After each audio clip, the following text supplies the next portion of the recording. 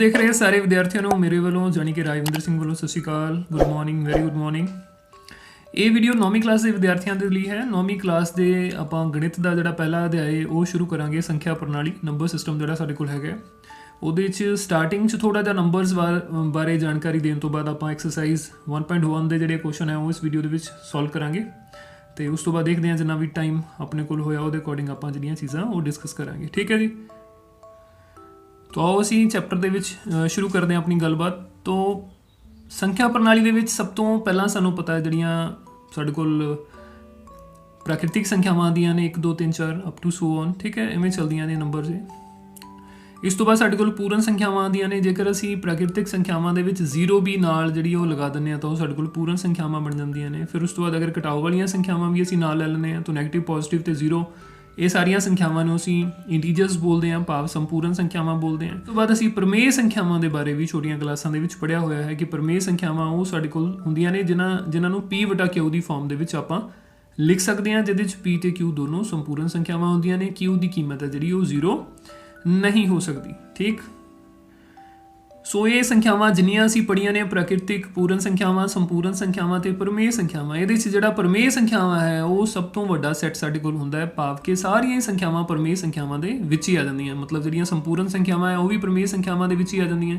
ਕਹਿਣ ਦਾ ਭਾਵ ਹੈ ਕਿ ਸੰਪੂਰਨ ਸੰਖਿਆਵਾਂ ਨੂੰ ਵੀ ਅਸੀਂ ਪ੍ਰਮੇਯ ਸੰਖਿਆਵਾਂ ਕਹਿ ਸਕਦੇ ਹਾਂ, ਪੂਰਨ ਤੇ ਪ੍ਰਾਕ੍ਰਿਤਿਕ ਸੰਖਿਆਵਾਂ ਵੀ ਵਿੱਚ ਹੀ ਆ ਜਾਂਦੀਆਂ ਨੇ। ਇਹ ਸਾਰੀਆਂ ਹੀ ਪ੍ਰਮੇਯ ਸੰਖਿਆਵਾਂ ਦਾ ਇੱਕ ਸੈੱਟ ਹੁੰਦੀਆਂ ਨੇ। ਠੀਕ ਹੈ, तो ਪ੍ਰਮੇਯ ਸੰਖਿਆਵਾਂ ਤੋਂ ਬਾਅਦ ਅਸੀਂ ਪੜ੍ਹਨੀਆਂ ਨੇ ਅਪ੍ਰਮੇਯ ਸੰਖਿਆਵਾਂ। ਉਹ ਅਸੀਂ ਅਭਿਆਸ 1.2 ਜਦੋਂ ਕਰਾਂਗੇ ਤਾਂ ਉਹਦੇ ਵਿੱਚ ਆਪਾਂ ਪੜ੍ਹਾਂਗੇ। ਠੀਕ ਹੈ, ਤਾਂ ਹੁਣ ਅਸੀਂ ਪ੍ਰਮੇਯ ਸੰਖਿਆਵਾਂ ਤੇ ਬੇਸਡ ਕੁਝ ਸਵਾਲ ਨੇ, ਜਿਹੜੇ 4 ਸਵਾਲ ਨੇ ਅਭਿਆਸ 1.1 ਦੇ, ਉਹ ਆਪਾਂ ਇਸ ਵੀਡੀਓ ਦੇ ਵਿੱਚ ਕਰਾਂਗੇ। ਠੀਕ ਹੈ, ਤਾਂ ਆਓ ਸਭ ਤੋਂ ਪਹਿਲਾਂ ਅਸੀਂ ਅਭਿਆਸ 1.1 ਦਾ ਪਹਿਲਾ ਸਵਾਲ ਜਿਹੜਾ ਉਹ ਦੇਖਦੇ ਹਾਂ। ਹਾਂਜੀ ਵਿਦਿਆਰਥੀਓ, ਅਭਿਆਸ 1.1 ਦਾ ਪਹਿਲਾ ਸਵਾਲ ਤੁਸੀਂ ਸਕਰੀਨ ਤੇ ਦੇਖ ਸਕਦੇ ਹੋ ਕਿ 0 ਇੱਕ ਪ੍ਰਮੇਯ ਸੰਖਿਆ ਹੈ। ਕੀ ਤੁਸੀਂ ਇਸ ਨੂੰ P/Q ਦੇ ਰੂਪ ਵਿੱਚ ਲਿਖ ਸਕਦੇ ਹੋ ਜਿੱਥੇ P ਅਤੇ Q ਸੰਪੂਰਨ ਸੰਖਿਆਵਾਂ ਹਨ, Q ਬਰਾਬਰ 0 ਨਹੀਂ ਹੈ। ਤਾਂ ਸਵਾਲ ਮੇਨ ਸਾਡੇ ਕੋਲ ਇਹਦੇ 'ਚ ਕੀ ਹੈ ਕਿ ਕੀ 0 ਇੱਕ ਪ੍ਰਮੇਯ ਸੰਖਿਆ ਹੈ? ਤਾਂ ਹਾਂ, 0 ਇੱਕ ਪ੍ਰਮੇਯ ਸੰਖਿਆ ਹੈ। ਕੀ ਤੁਸੀਂ ਇਹਨੂੰ P/Q ਦੇ ਰੂਪ 'ਚ ਲਿਖ ਸਕਦੇ ਹੋ? ਬਿਲਕੁਲ ਲਿਖ ਸਕਦੇ ਹਾਂ। ਆਪਾਂ 0 ਨੂੰ 0/1, 0/1, 0/2, 0/3 ਕੁਝ ਵੀ ਲਿਖ ਸਕਦੇ ਹਾਂ। ਠੀਕ ਹੈ, ਤਾਂ ਠੀਕ ਹੈ ਜੀ। ਤਾਂ ਇਹਦਾ ਆਨਸਰ ਆਪਾਂ ਕਿਵੇਂ ਲਿਖਣਾ ਉਹ ਮੈਂ ਦੱਸ ਦੇਣਾ ਤੁਹਾਨੂੰ।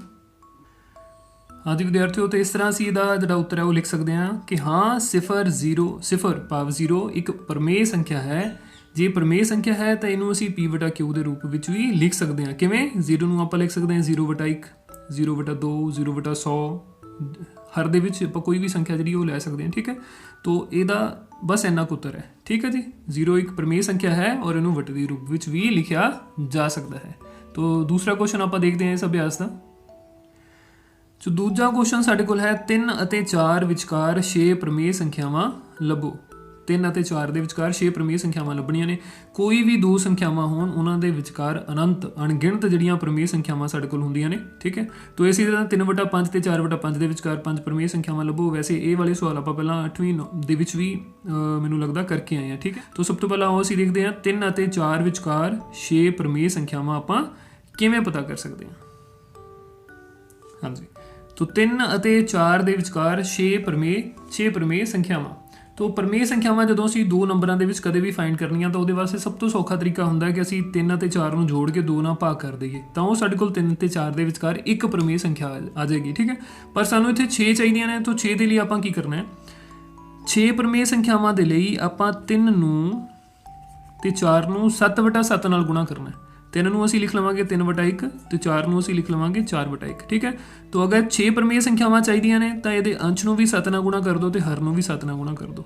ਠੀਕ ਹੈ, ਇਸੇ ਤਰ੍ਹਾਂ ਦੂਜੀ ਸੰਖਿਆ ਦੇ ਅੰਸ਼ ਅਤੇ ਹਰ ਦੋਨਾਂ ਨੂੰ ਵੀ 7 ਨਾਲ ਗੁਣਾ ਕਰ ਦਿਓ। ਠੀਕ ਹੈ, ਸਭ ਤੋਂ ਪਹਿਲਾਂ ਤਾਂ ਸਾਡੇ ਕੋਲ ਇਹਨਾਂ ਦੋਨਾਂ ਦਾ ਹਰ ਜਿਹੜਾ ਉਹ ਸਮਾਨ ਚਾਹੀਦਾ ਹੈ। ਤਾਂ ਕੁਦਰਤੀ ਇਹਦੇ ਵਿੱਚ ਹਰ ਜਿਹੜਾ ਸਾਨੂੰ ਸਮਾਨ ਹੀ ਹੈ, ਹਰ ਹੈ ਹੀ ਨਹੀਂ, ਇਹਦਾ ਮਤਲਬ ਦੋਨਾਂ ਦਾ ਹਰ ਜਿਹੜਾ ਸਾਡੇ ਕੋਲ 1 ਹੋਏਗਾ। ਠੀਕ ਹੈ, ਤਾਂ ਇਹਦੇ 'ਚ ਜਿੰਨੀਆਂ ਪ੍ਰਮੇਯ ਸੰਖਿਆਵਾਂ ਪਤਾ ਕਰਨੀਆਂ ਨੇ ਉਹਦੇ ਤੋਂ ਇੱਕ ਵੱਡੀ ਸੰਖਿਆ ਦੇ ਨਾਲ ਆਪਾਂ ਅੰਸ਼ ਤੇ ਹਰ ਨੂੰ, ਨਿਊਮੀਨੇਟਰ ਤੇ ਡਿਨੋਮੀਨੇਟਰ ਨੂੰ ਮਲਟੀਪਲਾਈ ਕਰ ਦਾਂਗੇ। तो पहली जी संख्या है मेरे को बन जाती है 21/7। तो दूजी जी संख्या है साढ़े को बन जाती है 28/7।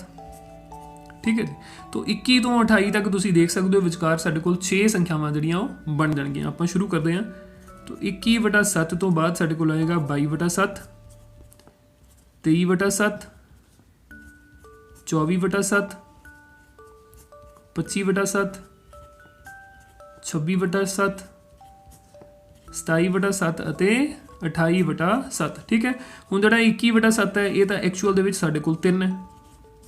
ठीक है, ਇਹਨੂੰ ਆਪਾਂ 21 ਨੂੰ 7 ਨਾਲ ਭਾਗ ਕਰਾਂਗੇ ਤੇ ਨਹੀਂ ਆ ਜਾਏਗਾ। ਜਿਹੜਾ 28/7 ਹੈ ਇਹ ਸਾਡੇ ਕੋਲ ਅਸਲ ਦੇ ਵਿੱਚ ਕੀ ਹੈ, 4 ਹੈ। ठीक है, तो ਇਹ ਜਿਹੜੀਆਂ ਵਿਚਕਾਰ ਵਾਲੀਆਂ 4 ਸੰਖਿਆਵਾਂ 6 ਸੰਖਿਆਵਾਂ ਨੇ, ਇਹ 6 ਦੀਆਂ 6 ਸੰਖਿਆਵਾਂ ਸਾਡੇ ਕੋਲ ਲੋੜੀਂਦੀਆਂ ਪ੍ਰਮੇਯ ਸੰਖਿਆਵਾਂ ਨੇ 3 ਅਤੇ 4 ਦੇ ਵਿਚਕਾਰ। ठीक है, ਇਸ ਤਰ੍ਹਾਂ 22/7,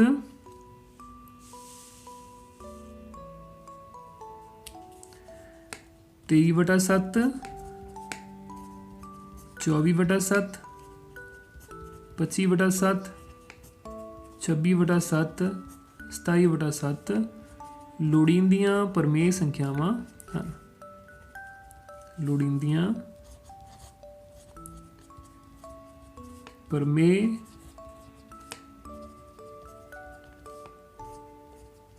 ਸੰਖਿਆਵਾਂ ਹਨ। ਠੀਕ ਹੈ ਜੀ, तो ये साडे कोल पहले सवाल का दूजे सवाल का जिहड़ा उत्तर है। इसी तरह तीजा सवाल जिहड़ा सी वो देख सकते हो। तीजे सवाल की साडे कोल रकम है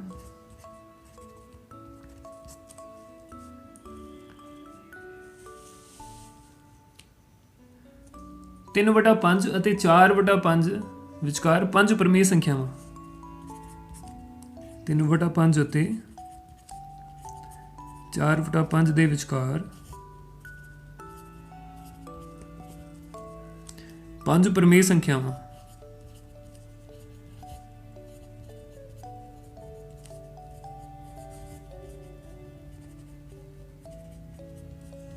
ठीक है, तो ये भी आप उवें ही करना है जिवें हुण इहदे च हर जिहड़ा दोनों का बराबर है। ये साडे कोल 3/5 है। ठीक है, तो 3/5 ते 4/5 दोनों का हर जिहड़ा वो साडे कोल बराबर है, 5-5 है। तो तुसी वीडियो ਨੂੰ पॉज करके पहले इहनूं खुद ट्राई भी कर सकते हो, खुद करके देख लो, फिर उस तो बाद नाल मैच कर लियो ना कि ठीक तुहाडा आंसर आया ਜਾਂ नहीं आया। ठीक, और एक चीज़ होर तुसी नोट कर लो कि 3 ਅਤੇ 4 ਦੇ ਵਿਚਕਾਰ ਜਿਵੇਂ ਅਸੀਂ ਪਹਿਲੇ ਸਵਾਲ ਦੇ ਵਿੱਚ ਕੀਤਾ, ਅਗਰ ਮੈਂ ਤੁਹਾਨੂੰ ਇਹ ਕਹਿਣਾ ਕਿ ਅਣਗਿਣਤ ਪ੍ਰਮੇਯ ਸੰਖਿਆਵਾਂ ਹੁੰਦੀਆਂ ਨੇ, ਇਹਦਾ ਮਤਲਬ ਸਾਡੇ ਸਾਰਿਆਂ ਦੇ ਉੱਤਰ ਜਿਹੜੇ ਉਹ ਡਿਫਰੈਂਟ ਵੀ ਆ ਸਕਦੇ ਨੇ, ਅਲੱਗ-ਅਲੱਗ ਆ ਸਕਦੇ ਨੇ, ਕਿਸੇ ਹੋਰ ਵਿਧੀ ਦੇ ਨਾਲ ਵੀ ਇਹਦੇ ਹੋਰ ਉੱਤਰ ਪਤਾ ਕੀਤੇ ਜਾ ਸਕਦੇ ਨੇ। ਠੀਕ ਹੈ, ਕਿਉਂਕਿ ਅਸੀਂ ਸਿਰਫ 6 ਸੰਖਿਆਵਾਂ ਲਿਖਣੀਆਂ ਸੀ, 3 ਅਤੇ 4 ਦੇ ਵਿੱਚ ਹੁੰਦੀਆਂ ਅਣਗਿਣਤ ਪ੍ਰਮੇਯ ਸੰਖਿਆਵਾਂ ਨੇ। ਪ੍ਰਮੇਯ ਸੰਖਿਆਵਾਂ ਨੂੰ ਰੈਸ਼ਨਲ ਨੰਬਰ ਆਪਾਂ ਬੋਲਦੇ ਇੰਗਲਿਸ਼ ਦੇ ਵਿੱਚ। ਠੀਕ ਹੈ, ਤਾਂ ਉਹਨਾਂ ਵਿੱਚੋਂ ਕੋਈ 6 ਵੀ ਇੱਥੇ ਲਿਖੀਆਂ ਜਾ ਸਕਦੀਆਂ ਨੇ, ਅਸੀਂ ਇਹ ਲਿਖੀਆਂ ਨੇ, ਕੋਈ ਹੋਰ ਤਰੀਕੇ ਨਾਲ ਕਿਸੇ ਕੋਈ ਹੋਰ ਸੰਖਿਆਵਾਂ ਪਤਾ ਕੀਤੀਆਂ ਜਾ ਸਕਦੀਆਂ ਨੇ। ਠੀਕ ਹੈ, ਤਾਂ ਉੱਤਰ ਜਿਹੜੇ ਆ ਉਹ ਡਿਫਰੈਂਟ ਹੋ ਸਕਦੇ ਆ। ਤਾਂ ਇਹਦੇ 'ਚ ਹੁਣ ਆਪਾਂ ਕੀ ਕਰਨਾ ਹੈ, 5 ਪ੍ਰਮੇਯ ਸੰਖਿਆਵਾਂ ਪਤਾ ਕਰਨੀਆਂ ਨੇ, ਤਾਂ ਉਹਨੂੰ ਅਸੀਂ ਕਿੰਨੇ ਨਾਲ ਗੁਣਾ ਕਰਾਂਗੇ, ਉੱਪਰ 6 ਕਰਨੀ ਸੀ ਤਾਂ 7 ਨਾਲ ਗੁਣਾ ਕੀਤਾ ਸੀ, ਤੇ 5 ਪ੍ਰਮੇਯ ਸੰਖਿਆਵਾਂ ਪਤਾ ਕਰਨੀਆਂ ਨੇ ਤਾਂ ਆਪਾਂ 6/6 ਦੇ ਨਾਲ ਗੁਣਾ ਕਰ ਲਾਂਗੇ ਦੋਨਾਂ ਨੂੰ। तो ये साढ़े को आ जाएगा 6 18/30 और हेठा साढ़े को आ जाएगा 6 चौका 24/30। तो तुम देखोगे 18 तो 24 तक जो असीं जावांगे 19/30 21/30 20/30 21/30 22/30 23/30 साढ़े को 5 प्रमेय संख्यावां जिहड़ियां बन जाणगियां। ठीक है, 18/30 तो शुरू करके ये साढ़े को सब तो पहला आएगा 19/30, फिर 20/30, फिर 21/30, फिर 22/30, 23/30 ਅਤੇ 24/30।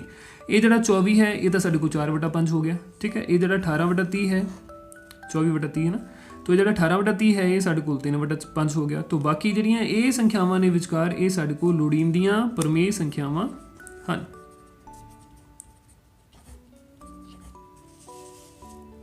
ਲੋੜੀਂਦੀਆਂ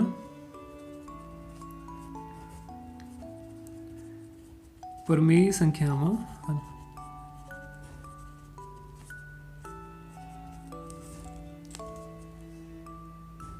ठीक है, तो इस तरह दूजा ते तीजा सवाल जिहड़ा है आपां हल कर लेने इस अभ्यास दे। इस तो बाद चौथे सवाल की स्टेटमेंट है जिहड़ी वो आपां देखते हैं। सो चौथा सवाल साडे कोल है, हेठां दिते गए कथन सही हन जां गलत, कारण सहित उत्तर दिओ। थल्ले साडे कोल 3 कथन ने, असीं वो दसने ने कि सही ने जां गलत ने ना। ਇਹਦੇ ਵਿੱਚ ਸਭ ਤੋਂ ਪਹਿਲਾ ਕਥਨ ਸਾਡੇ ਕੋਲ ਹੈ, ਹਰੇਕ ਪ੍ਰਾਕਿਰਤਿਕ ਸੰਖਿਆ ਇੱਕ ਪੂਰਨ ਸੰਖਿਆ ਹੁੰਦੀ ਹੈ। तो हरेक प्राकृतिक संख्या एक पूर्ण संख्या होती है, ये सही है या गलत है? ये बिल्कुल सही है। ठीक है, तो आप शुरू करके आए हैं 1 2 3 4 5 6 सारिया प्राकृतिक संख्यावां ने और ये सारिया पूर्ण संख्यावां दे विच भी हुंदियां ने। अगला सवाल है, हरेक संपूर्ण संख्या एक पूर्ण संख्या होती है, ये गलत है। क्यों? क्योंकि जिहड़ियां पूर्ण संख्यावां ने वो साडे कोल सिर्फ की हुंदियां ने, पूर्ण संख्यावां ये साडे कोल हुंदियां 0। 1 2 3 4 ਆਦਿ है ना। ਇਹਦੇ ਵਿੱਚ ਸਾਡੇ ਕੋਲ ਨੈਗੇਟਿਵ ਜਿਹੜੀਆਂ ऋणात्मक ਮਾਈਨਸ ਵਾਲੀਆਂ ਘਟਾਓ ਵਾਲੀਆਂ ਸੰਖਿਆਵਾਂ ਨਹੀਂ ਹੁੰਦੀਆਂ, ਜਦਕਿ ਸੰਪੂਰਨ ਸੰਖਿਆਵਾਂ ਦੇ ਵਿੱਚ ਘਟਾਓ ਵਾਲੀਆਂ ਸੰਖਿਆਵਾਂ ਵੀ ਆਉਂਦੀਆਂ ਨੇ। ਤਾਂ ਇਹਦਾ ਜਿਹੜਾ ਉੱਤਰ ਹੈ ਉਹ ਸਾਡੇ ਕੋਲ ਨਹੀਂ ਆਏਗਾ ਜਾਂ ਗਲਤ ਆਏਗਾ। गलत है, ठीक है। हरेक संपूर्ण संख्या पूर्ण संख्या नहीं हुंदी। क्यों नहीं हुंदी वो आप इत्थे नाल लिख दिंदे आ कि ऋणात्मक पूर्ण संख्यावां दे विच ऋणात्मक संख्यावां नहीं आ सकदियां या ऋणात्मक संख्यावां पूर्ण संख्यावां नहीं हुंदियां।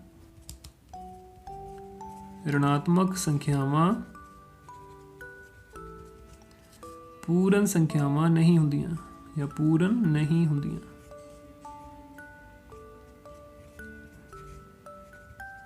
ठीक है, ये तुसीं अलग तो लिख सकते हो ਇਹਦੇ आंसर ਦੇ ਵਿੱਚ। हरेक प्रमेय संख्या एक पूर्ण संख्या ਹੁੰਦੀ ਹੈ, नहीं इदां भी नहीं है। प्रमेय संख्यावां सारियां प्रमेय संख्यावां ਦੇ ਵਿੱਚ ਤਾਂ ਵਟਿਆਂ ਵਾਲੀਆਂ ਸੰਖਿਆਵਾਂ ਹੁੰਦੀਆਂ ਸਾਡੇ ਕੋਲ, ਜਿਵੇਂ 3/5 ਜਾਂ 4/5 ਹੈ, ਠੀਕ ਹੈ ਨਾ। ਇਹ ਪੂਰਨ ਸੰਖਿਆਵਾਂ ਥੋੜੇ ਨੇ, ਪੂਰਨ ਸੰਖਿਆਵਾਂ ਤਾਂ ਸਾਡੇ ਕੋਲ ਇਹ ਵਾਲੀਆਂ ਹੁੰਦੀਆਂ ਨੇ। ਤਾਂ ਇਹ ਵੀ ਆਨਸਰ ਸਾਡੇ ਕੋਲ ਗਲਤ ਹੈ। ਇਸ ਤੋਂ ਉਲਟਾ ਅਸੀਂ ਇਹ ਚੀਜ਼ ਕਹਿ ਸਕਦੇ ਹਾਂ ਕਿ ਹਰ ਪ੍ਰਾਕਿਰਤਿਕ ਸੰਖਿਆ ਪ੍ਰਮੇय ਸੰਖਿਆ ਹੁੰਦੀ ਹੈ, ਹਰ ਸੰਪੂਰਨ ਸੰਖਿਆ ਪ੍ਰਮੇय ਸੰਖਿਆ ਹੁੰਦੀ ਹੈ, ਹਰ ਪੂਰਨ ਸੰਖਿਆ ਪ੍ਰਮੇय ਸੰਖਿਆ ਹੁੰਦੀ ਹੈ, ਠੀਕ ਹੈ। तो ये साढ़े को अभ्यास 1.1 ਦੇ ਜਿਹੜੇ 4 क्वेश्चन ਸੀਗੇ। तो ਇਹਨੂੰ ਤੁਸੀਂ ਕਾਪੀ ਤੇ ਨੋਟ ਕਰ ਲੈਣਾ, ਸਮਝ ਲੈਣਾ। ਕੋਈ ਚੀਜ਼ ਨਹੀਂ ਸਮਝ ਆਈ ਉਹਨੂੰ ਰਿਪੀਟ ਕਰਕੇ ਦੇਖ ਲਿਓ। ਇਸ ਤੋਂ ਬਾਅਦ ਅਗਲੀ ਵੀਡੀਓ ਦੇ ਵਿੱਚ ਆਪਾਂ ਅਪਰਮੇय ਸੰਖਿਆਵਾਂ ਜਿਹੜੀਆਂ ਨੇ, ਇਰੈਸ਼ਨਲ ਨੰਬਰਸ ਜਿਹੜੇ ਆ ਉਹ ਸਟਾਰਟ ਕਰਾਂਗੇ। ਉਹ ਤੁਹਾਡੇ ਵਾਸਤੇ ਨਵਾਂ ਹੋਏਗਾ ਟੌਪਿਕ ਤੇ ਉਹਨੂੰ ਅਸੀਂ ਡਿਟੇਲਸ ਕਰਨ ਦੀ ਕੋਸ਼ਿਸ਼ ਕਰਾਂਗੇ, ਠੀਕ ਹੈ ਜੀ। ਮਿਲਦੇ ਹਾਂ ਫਿਰ ਆਪਾਂ ਅਗਲੀ ਵੀਡੀਓ ਦੇ ਵਿੱਚ। ਉਦੋਂ ਤੱਕ ਸਤਿ ਸ਼੍ਰੀ ਅਕਾਲ, ਥੈਂਕ ਯੂ।